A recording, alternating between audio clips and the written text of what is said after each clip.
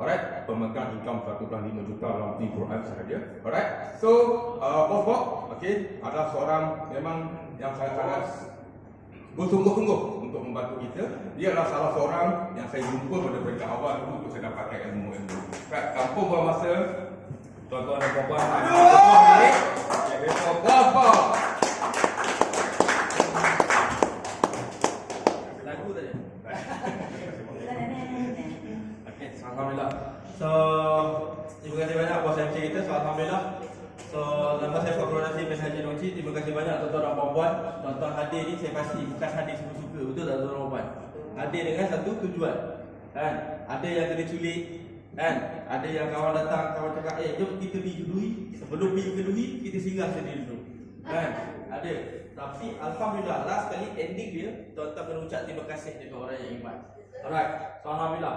So, saya sebelum ni saya adalah seorang jurutera di industri minyak dan gas. So, alhamdulillah. So, sebagai seorang jurutera ni, kalau tanya saya duit saya tak ada masalah lah.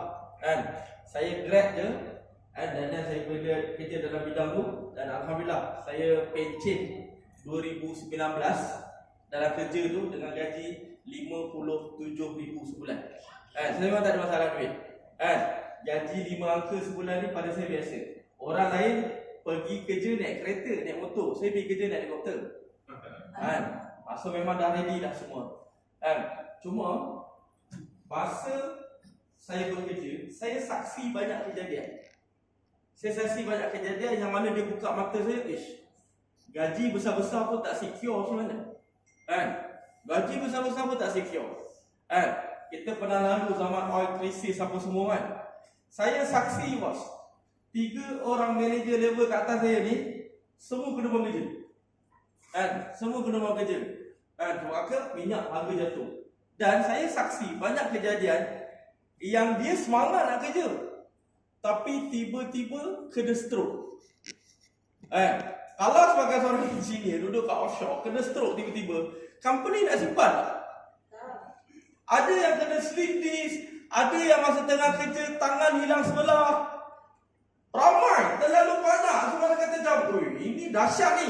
Masa tu lah saya terfikir, aku nak kena ada backup extra income. Masa tu saya punya kepala otak saya fikir nak part time je. Saya kena ada satu bisnes yang tak kacau rutin saya. Sebab saya 2 minggu laut, 2 minggu darat. Dekat darat tu pun bukanlah saya boleh uha-uha pergi tengok wayang 2 minggu tak boleh balik. Saya kena still kena masuk office. So saya kena ada satu bisnes yang saya sibuk macam mana ke meeting ke, bisnes tu tetap boleh jalan. So saya pun bercakap dengan member saya, dan alhamdulillah bisnes tu tak jumpa. Sampailah satu malam kawan saya culik saya. Sebab tu saya kata pasal culik tadi. Sebab saya memang orang yang diculik. Saya pakai baju pagoda, pakai kain pelikat. Kawan saya culik. Saya dijumpakan dengan peluang company Tip Awesome Sdn Bhd. Daripada nak part-time, alhamdulillah dalam Quran saya dah jana lebih daripada 1.5 juta ringgit. Yang saya feel macam Fahala begitu tadi, macam ramai orang yang sharing tadi begitu, kami sukses bukan sebab kami hebat. Bukan sebab saya pandai bercakap ke tak. Ni pandai bercakap ni pun sebab mula dapat income. Bila kita mula dapat income, dia punya cakap tu tak berhenti. So, disebabkan ada sistem. Yang mana yang mengajarkan saya sistem tu adalah mentor saya. Kalau kita jumpa sistem, tak ada orang ajar pun tak guna juga. Betul? Dia mestilah ada cara dia. Yang ajarkan saya, mentor saya ni memang sangat-sangat luar biasa. So, alhamdulillah, minggu daripada income sebulan RM400. Income bulan pertama saya lagi sikit daripada income Fahana. Income Fahana seminggu RM16,000. Saya sebulan RM400. Lepas tu dia jadi seminggu RM400. Lepas tu dia jadi sehari RM400. Lepas tu dia jadi seminit RM400. Disebabkan sistem. So siapa yang mengajar saya tu? Alhamdulillah, guru saya ramai. Datuk Abdul Aziz sendiri dan juga barisan board of leader, dan saya juga belajar dengan tim saya. Sebab tim ni kadang-kadang datang, orang ni lagi expert daripada kita. So kita datang, saya belajar. Dan salah satu orang guru saya nak invite dia. Yang ni kebetulan dia ada kat sini. Dan beliau ni adalah graduan dalam jurusan undang-undang.